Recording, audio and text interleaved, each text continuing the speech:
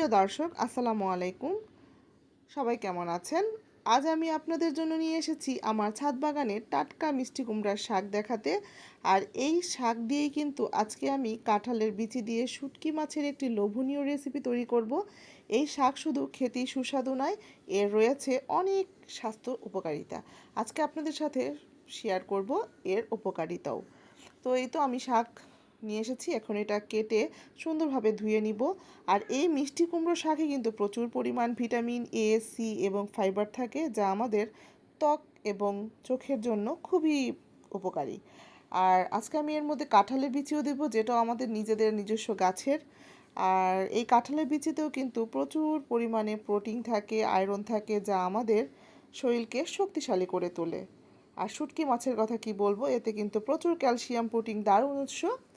তাহলে চলুন দেখে আসি কিভাবে আজকে এই ছাদ বাগানের এই সব উপকরণ দিয়ে আমি আজকে জিভে জল আনা এই শুটকি তরকারিটা রান্না করে নিচ্ছি।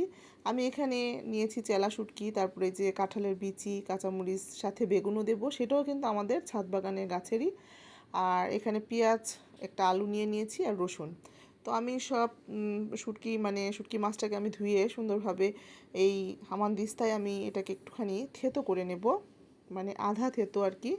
রসুন সব কিছুই আমি এটার মধ্যে দিয়ে দিচ্ছি।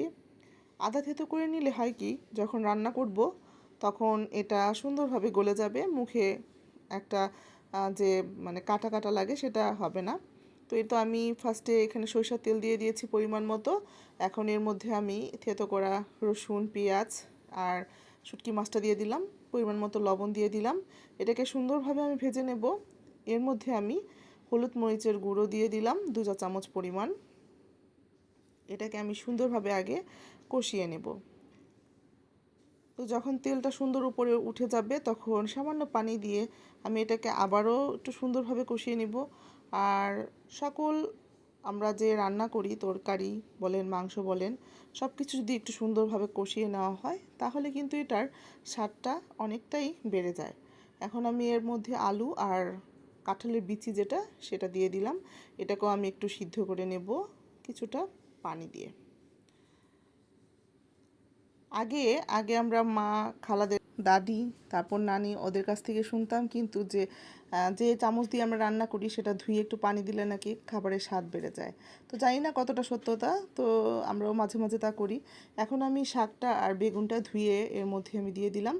এটাকে আমি কিন্তু বেশিক্ষণ ঢেকে রাখবো না, তাহলে হয় কি যে শাকের কালারটা নষ্ট হয়ে যায়, সবুজ থাকে না, কালচে হয়ে যায়। তো এইটা দেখেন আমার কষানো হয়ে গেছে। আমি এখন কয়েকটা কাঁচামরিচ এর মধ্যে দিয়ে দিলাম। তো এই তো আমার রেডি। আশা করি আপনাদের সবার এই রেসিপিটি ভালো লেগেছে। আপনারাও বাড়িতে বানিয়ে দেখবেন আর আমাকে জানাবেন কেমন হয়েছে। তাহলে আজকের মতো বিদায়, আবারও দেখা হবে নতুন কোনো রেসিপির সাথে। ধন্যবাদ।